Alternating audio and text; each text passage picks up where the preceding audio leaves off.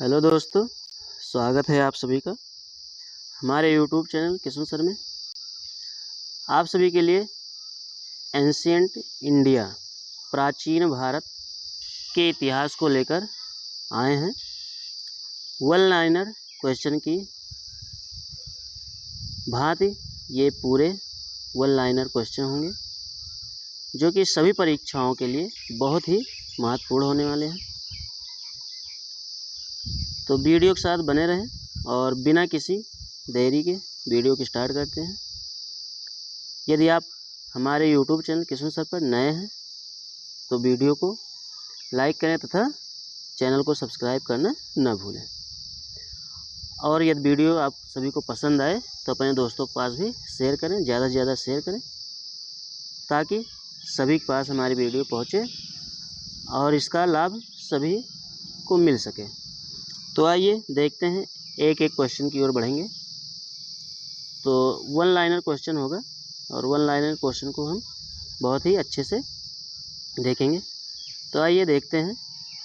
पहला पॉइंट दिया गया है, राजा हर्षवर्धन के दरबारी कवि कौन थे?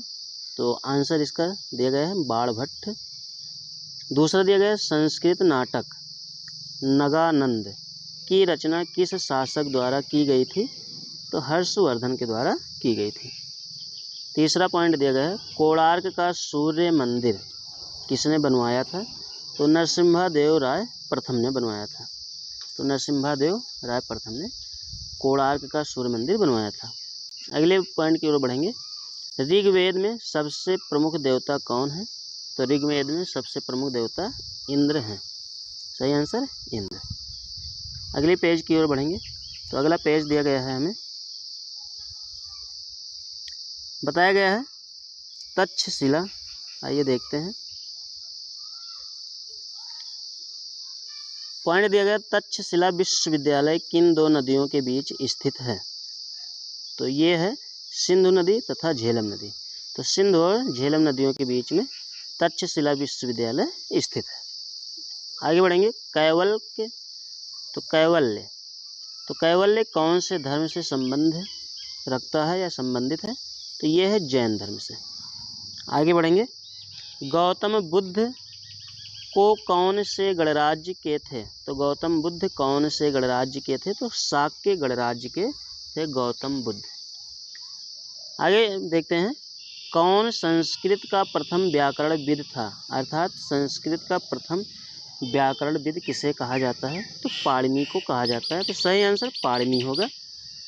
आगे बढ़ेंगे। पाणिनि द्वारा रचित पुस्तक का क्या नाम है? तो पाणिनि द्वारा रचित पुस्तक का क्या नाम है? तो इसका नाम है अष्टाध्यायी। आगे बढ़ेंगे।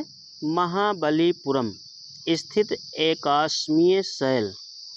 तो महाबलीपुरम में स्थित एकाश्मीय शैल मंदिरों का प्रसिद्ध नाम क्या है? तो इसका नाम है रथ। इसका नाम क्या है? रथ है। आगे बढ़ेंगे अगले पॉइंट की ओर। तो अगला पॉइंट दिया गया है, हमें बताया गया है कि चोलों के समय का बृहदेश्वर मंदिर कहाँ स्थित है? सही आंसर तंजावुर में। आगे देखते हैं अगले पॉइंट को। सातवाहन तो सातवाहन साम्राज्य के संस्थापक कौन थे? इसका सही आंसर सिमुक थे। सातवाहन साम्राज्य के संस्थापक सिमुक थे। आगे बढ़ेंगे। प्रथम बौद्ध परिषद कहाँ आयोजित हुई थी? तो राजगृह में आयोजित हुई थी प्रथम बौद्ध परिषद। आगे दिया गया है, उपनिषद क्या है? तो यहाँ पर इसका सही आंसर हिंदू दर्शन का स्रोत है। तो हिंदू के जितने भी दर्शन देखने को मिलते हैं वो सभी क्या है? उपनिषद में देखने को मिलते हैं।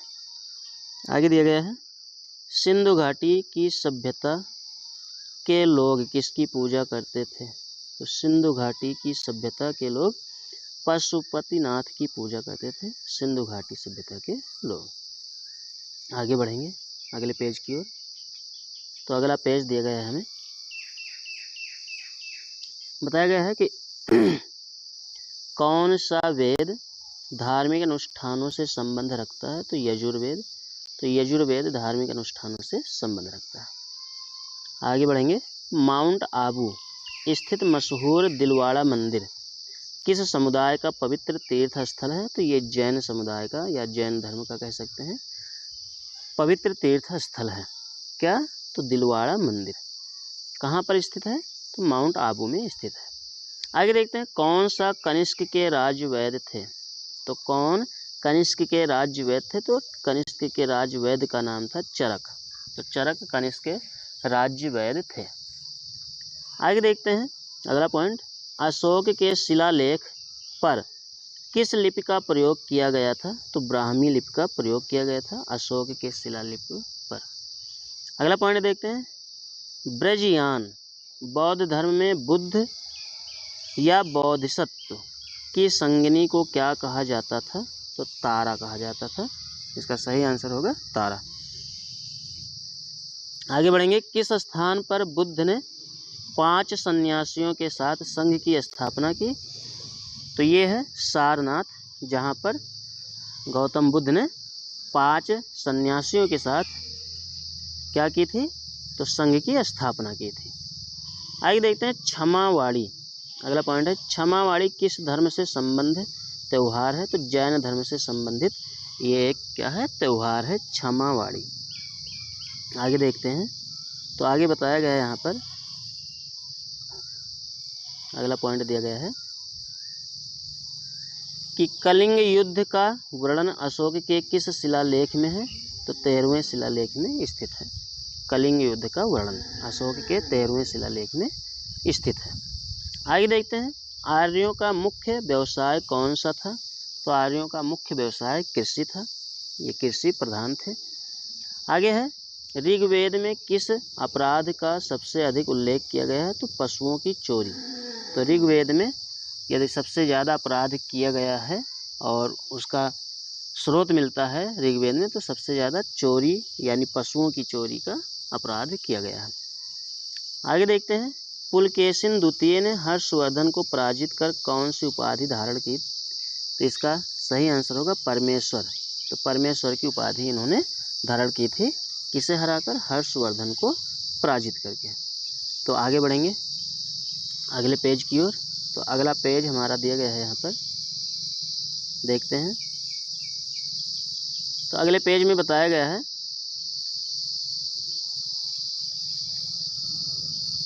देखिए चैत्य।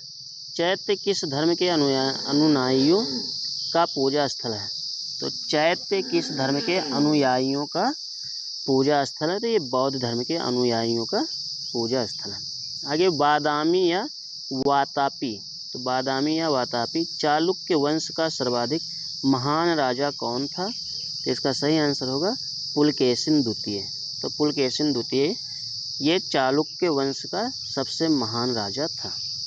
आगे, किसने सत्याश्रय और श्री पृथ्वी वल्लभ उपाधियां धारण की? तो इसका सही आंसर होगा पुलकेशिन द्वितीय ने। तो पुलकेशिन द्वितीय ने सत्याश्रय और श्री पृथ्वी वल्लभ उपाधियां धारण की थी।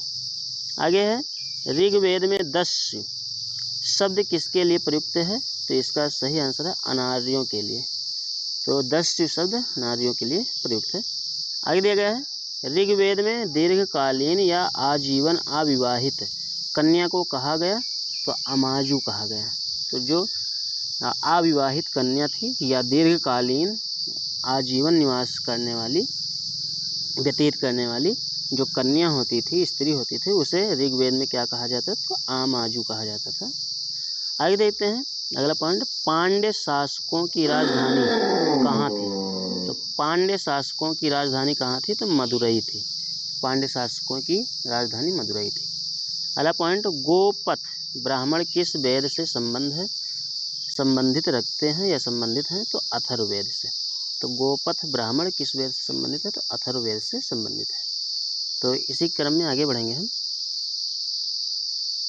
आगे बताया गया है कि प्रतिहार वंश का सर्वाधिक प्रतापी एवं महान शासक कौन था? तो मिहिर भोज था।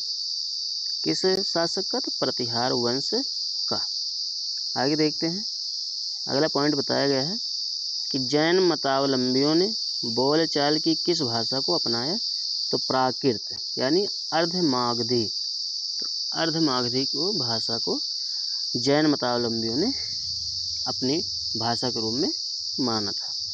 आगे देखते हैं, महावीर स्वामी ने अपना प्रथम उपदेश किस भाषा में दिया? तो पाली भाषा में उपदेश दिया। और ये भी कहा जाता है कि विश्व की सबसे पुरानी भाषा भी क्या है? तो पाली भाषा है। आगे देखते हैं अगला पॉइंट, सांची के स्तूप का निर्माण किसने करवाया? तो सांची के स्तूप का निर्माण अशोक ने करवाया। इसका सही आंसर अशोक होगा। आगे बढ़ते हैं अगले पेज की ओर। तो अगले पेज में हम देखते हैं, तो बताया गया है यहाँ पर कि किसने कहा कि भारतीय लिखने की कला नहीं जानते हैं? तो अगला पॉइंट है, किसने कहा कि भारतीय लिखने की कला नहीं जानते हैं? तो मेगास्थनीज ने। तो मेगास्थनीज ने कहा था कि भारतीय जो लोग हैं वो लिखने की कला को नहीं जानते हैं। आगे देखते हैं अगला पॉइंट, अशोक के 7 स्तंभ लेख कितने अलग अलग स्थानों पर मिले हैं? तो इसका सही आंसर 6 स्थानों पर मिले हैं अशोक के 7 स्तंभ लेख। अगला पॉइंट देखते हैं, शुंग वंश के देवभूत की हत्या करके किसने कर्ण वंश की स्थापना की? तो इसका सही आंसर वासुदेव। तो वासुदेव ने शुंग वंश के देवभूत की हत्या कर दी और उसके स्थान पर कर्ण वंश की स्थापना की। अगला पॉइंट है, रामायण, महाभारत और मनुस्मृति की रचना किस काल में हुई? तो शुंग काल में हुई थी रामायण, महाभारत और मनुस्मृति की रचना। किसने पाटलिपुत्र को पालिब्रोथा कहा? तो पाटलिपुत्र को पालिब्रोथा कहा था मेगास्थनीज ने। आगे बढ़ते हैं, प्राथमिक चोलों का राजकीय चिन्ह क्या था? तो प्राथमिक चोलों का राजकीय चिन्ह बाघ था। आगे है, प्रथम जैन सभा कहाँ आयोजित की गई? तो पाटलिपुत्र में आयोजित की गई। सही आंसर पाटलिपुत्र। आगे बढ़ेंगे, मौर्योत्तर युग में जैन धर्म का प्रसिद्ध केंद्र कहाँ था? तो इसका सही आंसर मथुरा था। तो इसका प्रसिद्ध केंद्र मथुरा था। आगे बढ़ेंगे हम, तो आगे बताया गया है कि मौर्य काल में नगर का अध्यक्ष क्या कहलाता था? तो मौर्य काल में नगर का अध्यक्ष नायक कहलाता था। आगे है, कौन सा विषय अर्थशास्त्र में वर्णित है? तो राजनीति। तो राजनीति शास्त्र अर्थशास्त्र में वर्णित है। आगे बढ़ते हैं, गौतम बुद्ध ने किस शासक के राज्यकाल में निर्वाण प्राप्त किया? तो अजातशत्रु। तो सही आंसर होगा अजातशत्रु के शासनकाल में इन्होंने निर्वाण प्राप्त किया था। तो इसी क्रम में आगे बढ़ते हैं अगले पेज की ओर। तो अगला पेज हमें दिया गया है, बताया गया है अगला पेज कि बुद्ध की मृत्यु की घटना को क्या कहा गया? तो महापरिनिर्वाण कहा गया। तो महात्मा बुद्ध की जब मृत्यु हुई तो उस घटना को क्या कहा गया? तो महापरिनिर्वाण कहा गया। अगले पॉइंट की ओर बढ़ेंगे, मौर्य काल में वन विभाग का प्रमुख अधिकारी क्या कहलाता था? तो आटविक कहलाता था मौर्य काल में वन विभाग का प्रमुख अधिकारी। बौद्ध संघ में प्रवेश को क्या कहा जाता है? तो उपसंपदा या प्रवज्या। तो उपसंपदा कहा जाता है या इसी को प्रवज्या कहते हैं। कब बौद्ध संघ में प्रवेश करते हैं तब। आगे बढ़ते हैं, अशोक का कौन सा शिलालेख धार्मिक सहिष्णुता के सिद्धांत को समर्पित है? तो इसका सही आंसर होगा 12वां शिलालेख। तो अशोक का 12वां शिलालेख जो था वो धार्मिक सहिष्णुता के सिद्धांत को समर्पित था। आगे देखते हैं, अशोक के शासन काल में आहूत बौद्ध संगीति का अध्यक्ष कौन था? तो जो आहूत बौद्ध संगीत था उसका अध्यक्ष मोगलीपुत्र तिस्स था। तो मोगलीपुत्र तिस्स था इसका सही आंसर। आगे देखते हैं, हड़प्पा सभ्यता के किस स्थल से नक्काशीदार ईंटें मिली हैं? तो हड़प्पा सभ्यता से किस स्थल से नक्काशीदार ईंटें मिली हैं? तो कालीबंगा। तो कालीबंगा से नक्काशीदार ईंटें प्राप्त हुई हैं। आगे बढ़ते हैं, कुषाण वंश के किस शासक ने केवल तांबे के सिक्के चलवाए? तो कुषाण वंश के किस शासक ने केवल तांबे के सिक्के चलवाए? तो कुजुलकड़फिसस। तो कुजुलकड़फिसस ने इसके सिक्के चलवाए। आगे हम देखते हैं कि चीनी यात्री फाहियान भारत यात्रा काल 399 से 414 ईस्वी में। तो ये बताया गया था किसके शासन काल में आया था? तो इसका सही आंसर बताया गया है किसके शासन काल में आया था? तो इसका सही आंसर होगा चंद्रगुप्त द्वितीय के शासनकाल में ये यहाँ पर आया था।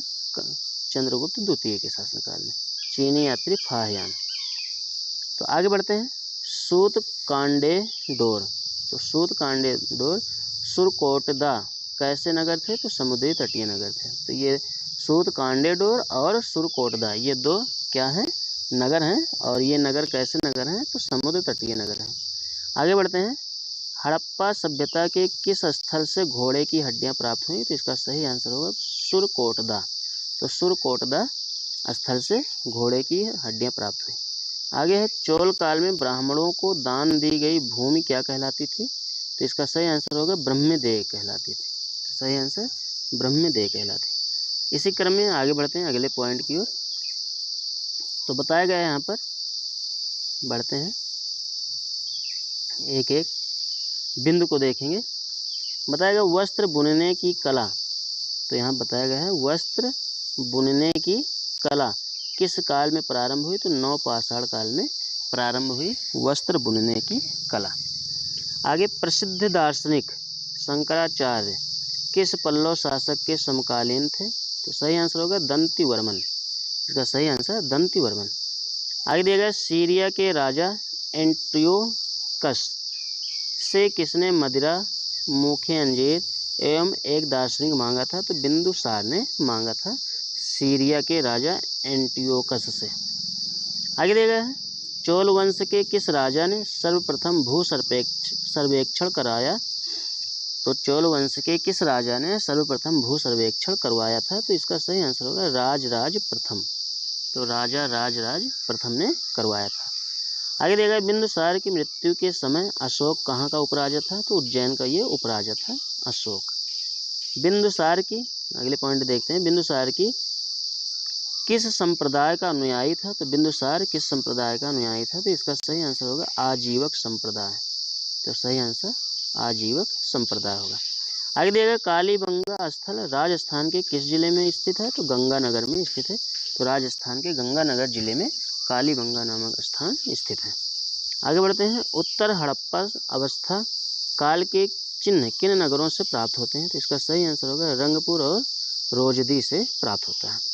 इसी क्रम में आगे बढ़ेंगे तो हम, तो आगे बताया गया है यहाँ पर, दिया गया है कि अनीश्वरवाद के संबंध में किन दो धर्मों में समानता है? तो बौद्ध धर्म तथा जैन धर्म, इन दोनों में अनीश्वरवाद को मान्यता दी गई है। आगे दिया गया है, च्यवनप्राश, च्यवनप्राश औषधि, यहाँ बताया गया च्यवनप्राश औषधि किस ग्रंथ के वर्णन के आधार पर बनाया गया है? तो इसका चरक संहिता के सिद्धांत पर बनाया गया है, इसी के वर्णन के आधार पर बनाया गया है। आगे देखते हैं, अशोक के अधिकांश अभिलेख किस लिपि में है? तो इसका सही आंसर होगा ब्राह्मी लिपि में है। अशोक के अधिकांश जितने भी अभिलेख हैं वो सभी ब्राह्मी लिपि में स्थित हैं।